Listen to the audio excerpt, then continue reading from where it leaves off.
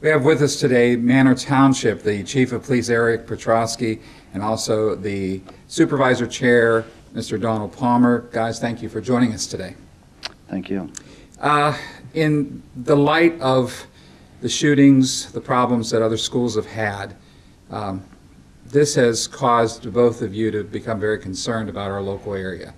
So what is Manor Township proposing to do in order to perhaps be of benefit to the local schools? Well, I think as a result of the shootings, we got together, we spoke, and came up with the idea of having our own independent tip line for threats involving school incidents or basically any incident throughout the community. But obviously it was born as a result of the shooting in Florida. So we wanted to come up with a tip line that residents could call in threats, text threats, or use social media to report those threats prior to anything happening, and be more proactive than reactive in the community. When we talk about threats, though, what do you call a threat? Because today we're seeing, what I would call more somewhat bullying on the internet through social media, and at what point does that become a threat? So can you define for me the word threat? Well, basically, we never want to be in the news for our school being involved in a violent shooting. We want to prevent that. We have this phone number. Anybody can report to this phone, call, text. We also get involved in social media with Snapchat, since most students know how to use Snapchat. We want to prevent anything from happening in the schools. Our officers get into the schools. There's school security in our schools. We supplement that security by walking through at various different times. We change that up. We work with the Pennsylvania State Police, the Sheriff's Department, other local departments to keep our 3 schools safe.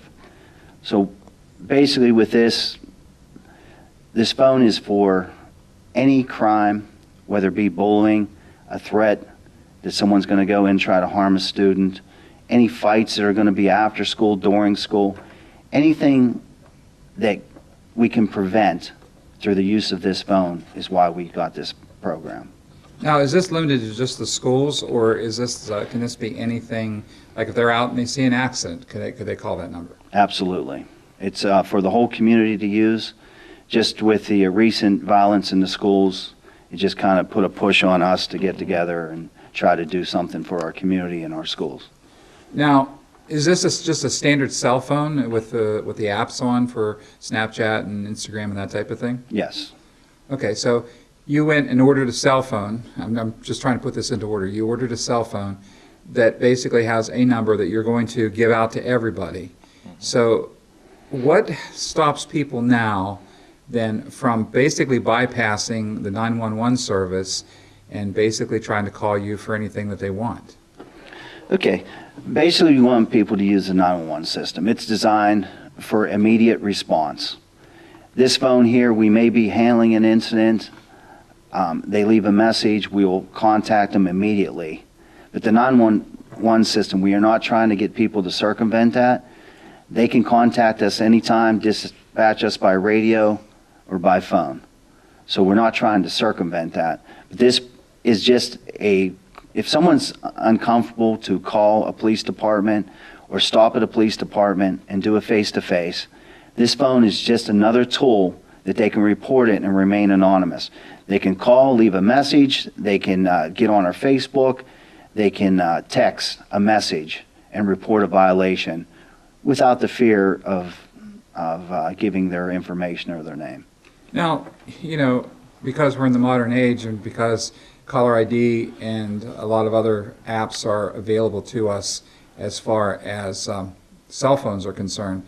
So when you say it's anonymous, I'm picking up my phone, I'm calling you, and you automatically have my number, right? Unless I would block it. Correct. So it's anonymous if I block my number coming into you. Otherwise, you're going to know where it's coming from. We are keeping the information confidential and anonymous within our department. We are not giving this information out as to who called. So when you say that it's anonymous, it's not that you don't know perhaps the person, but you're not releasing that information in through your department or outside your department in order to maintain the integrity of that anonymous call. Correct. Okay. So what number do they call? Number 724-859-3474. Mr. Palmer, tell me a little bit more about the funding here. I mean, you've basically just added a telephone line. So other than that, are there other costs involved, or is that pretty much it? Well, we worked out a deal with Verizon. They provided the phone to us for free. So we're looking at a $20 a month line fee, total $240 a year, and that's it. So for $240, we felt that it was well worth spending the money to provide this tool that may prevent, some significant incidents in the community. If someone Snapchats you, and as most of the kids know how to do and do a lot of it, in fact, even the older folk, if they're somewhere and they see something, they're able to give you that image, in a very quick order. Is that then, at some point in time, going to be evidence-based for if you have to go to trial because is that acceptable evidence?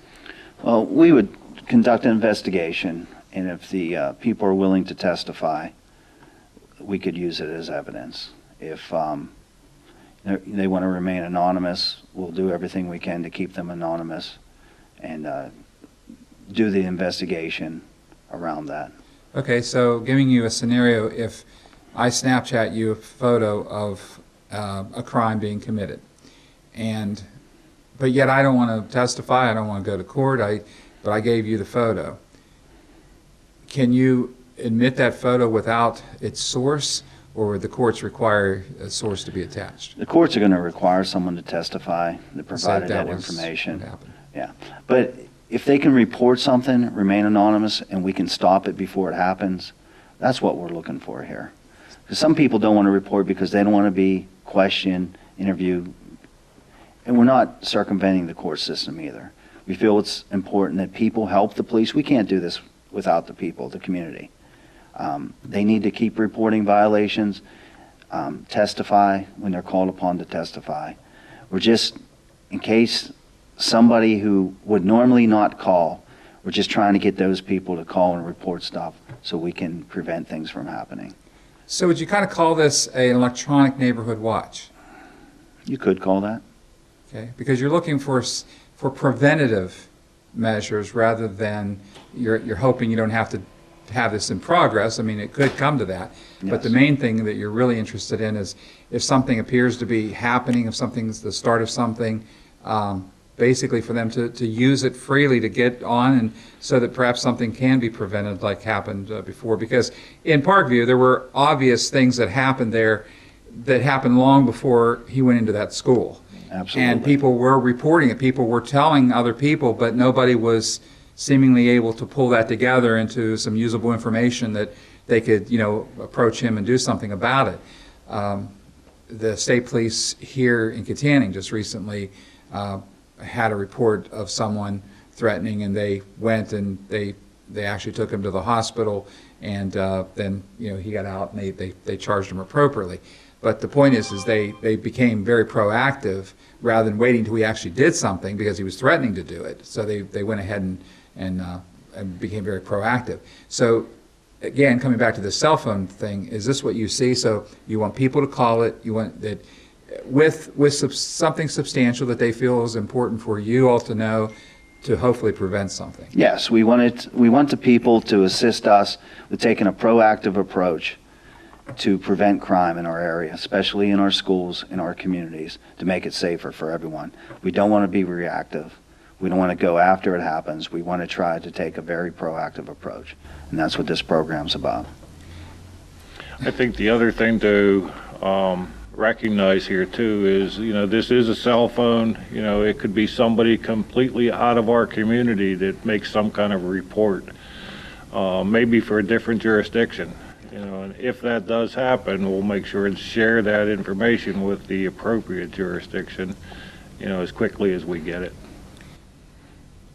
If you get this information coming in, let's just say it is from the school, then what begins to be the procedure at that point in time? Do you call the school's evacuated or whatever? I mean, is there a procedure in place of how you're going to handle or how you're going to qualify the call coming into your phone? Each scenario is going to be different. We'd have to verify the information, investigate the information, make contact with the administrators from the school district, and each case would be handled slightly different.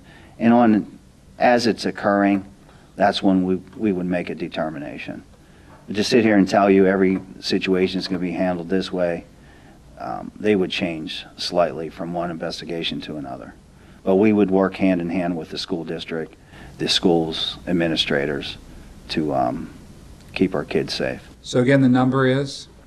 859-3474, and that's the 724 area code. And Mr. Palmer, how will you, as a supervisor, as we come around to 12 months after having enacted this, how will you measure its success for its continuation? I think, every month we do a police report at our monthly meetings, and I think we'll just add that on to the end of that report at this time and track the number of calls that we received versus the number that maybe provided us with a valid information towards a crime. Okay. And Chief, as that report's being done, are you going to include all the solicitation phone calls that you'll get, and they want to sell you something or have you go on the trip to Hawaii? Absolutely. Why not, Adam? Gentlemen, thank you. I appreciate your time today. All right. Thank you very much. Have a great day.